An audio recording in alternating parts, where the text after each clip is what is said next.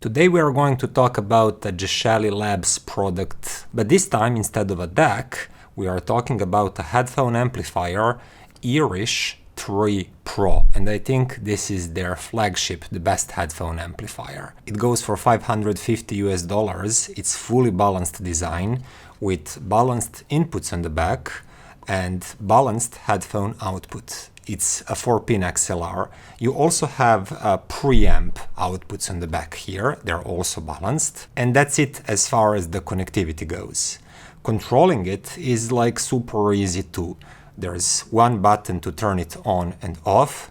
There's another one to select low or high gain, and the third one to turn the preamp outputs on the back on or off. And I'll be brief about the insides too. We have op-amp based design, and they are using 4 op-amps. And all of these are by default Sparkos 2590, if I'm remembering the number correctly. I'll put that on the screen.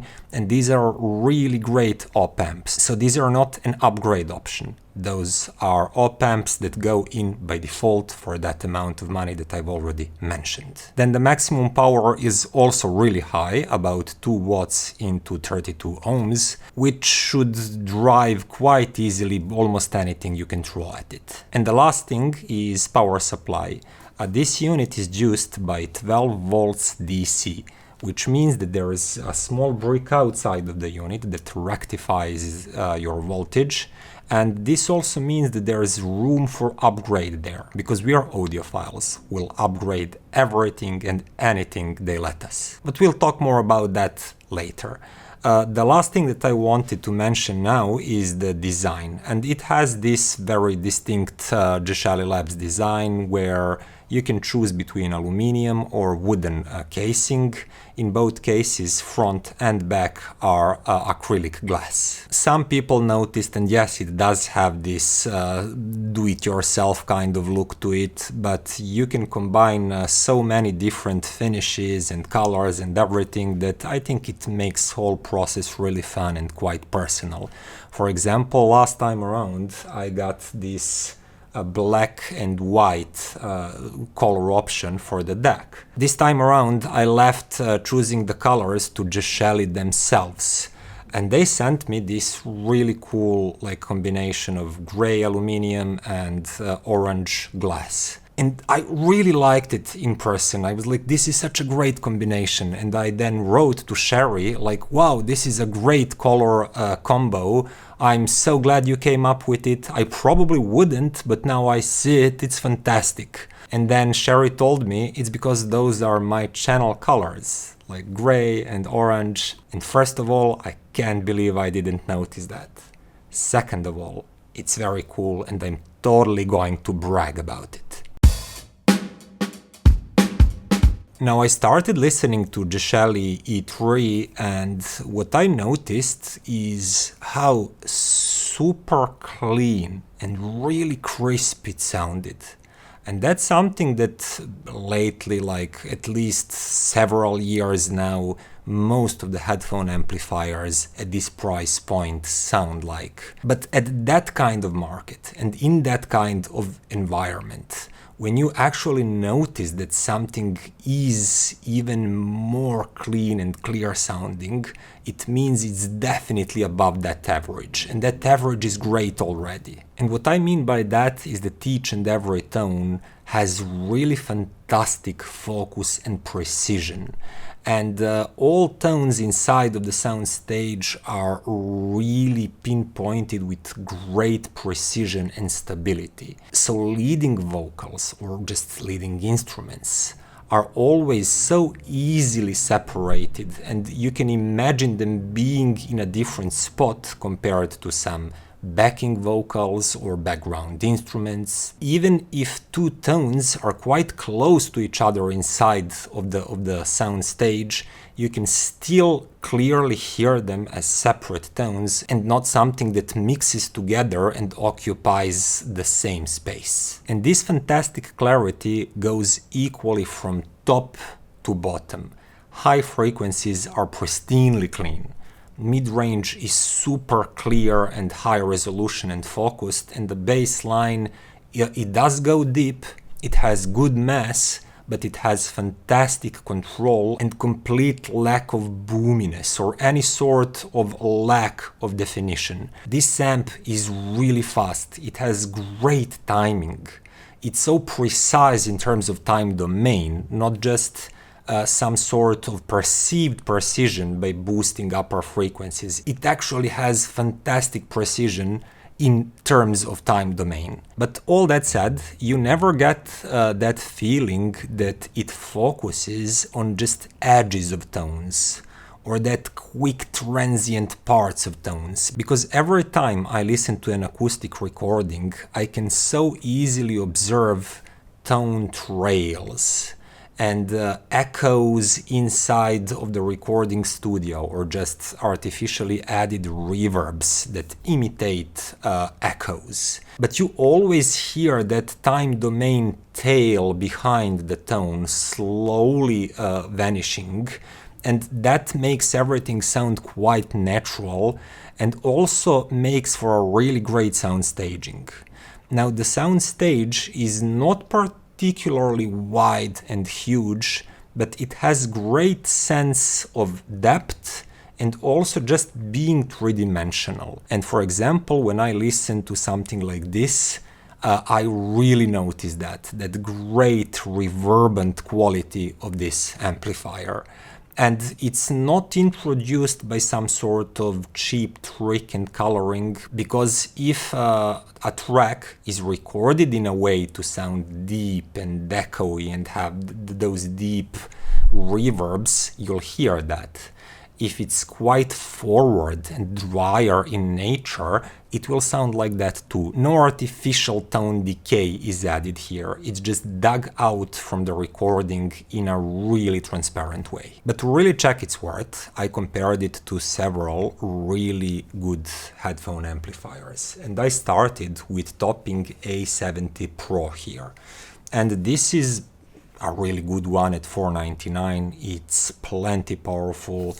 It looks great, it has more like mainstream industrial look to it. And when I started comparing them directly, at first I thought, yeah, they have quite comparable tonalities and pretty similar detail retrieval, if you're not listening all that critically. But if you pay a little bit more attention, you'll notice that that speed, that time domain precision is actually better with Geshelli E3.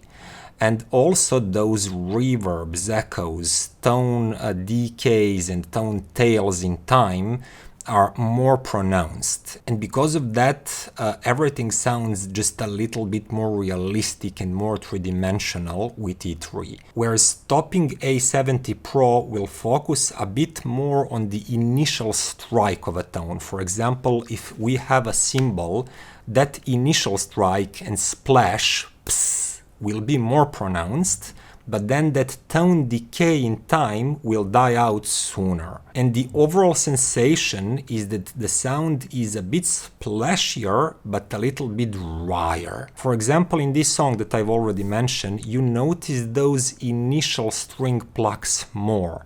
They're more forward, more in your face, like more attacking you more. But then we do not have the same amount of reverbs and tone decays, and those spacious acoustics in this track are not as easily noticeable with Topping as they are with Geshelli E3. So I give this round to E3. Then I moved to some more serious competition in form of SMSL SH-X. This one is $699 and it looks great, it also sounds great. I really like this amplifier when I initially reviewed it. When compared them directly, I noticed that these two amplifiers have roughly same amount of detail retrieval and quite similar tonalities, but not completely equal. For example, Geshelli E3 had slightly narrower, but also a touch deeper sound staging, while SH-X provided almost equally deep, but not really, but definitely wider soundstage. And SH-X also has slightly more forward, more sparkly upper, mids and highs, whereas E3 is a bit more laid back in those upper frequencies. And all in all, even though they're quite similar, I had to give just slight advantage to SMSL SH-X. But here I realized, because this one costs $150 more compared to E3, that I can actually take hifi iPower-X, which is a better 12-volt power supply costing $110 or euros, and see if it improves sonic performance of E3 in any way.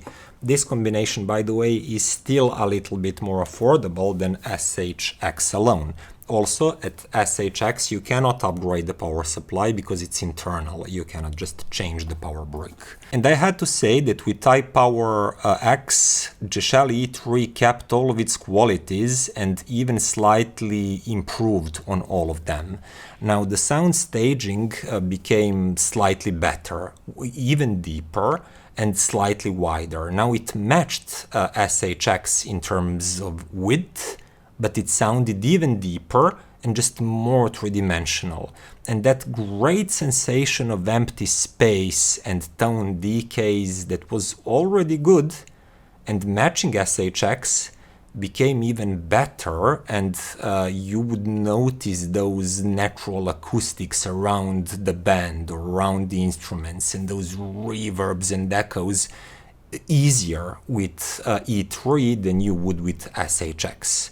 Now with hifi iPower in the mix, SH-X and E3 compared quite similarly the way that Topping A70 Pro compared to E3 with its own factory supplied power supply, meaning that now SH-X sounded just slightly drier and tone decays were not as pronounced and as naturally long, and also the overall precision and clarity of Geshelli with this power supply is so great that even though in isolation it never sounds that way, SMSL here sounds just a touch fuzzy and splashy when you directly compare it to E3 with this better power supply. Lastly, I took my current champion below $1,000, and that is Aune S17 Pro.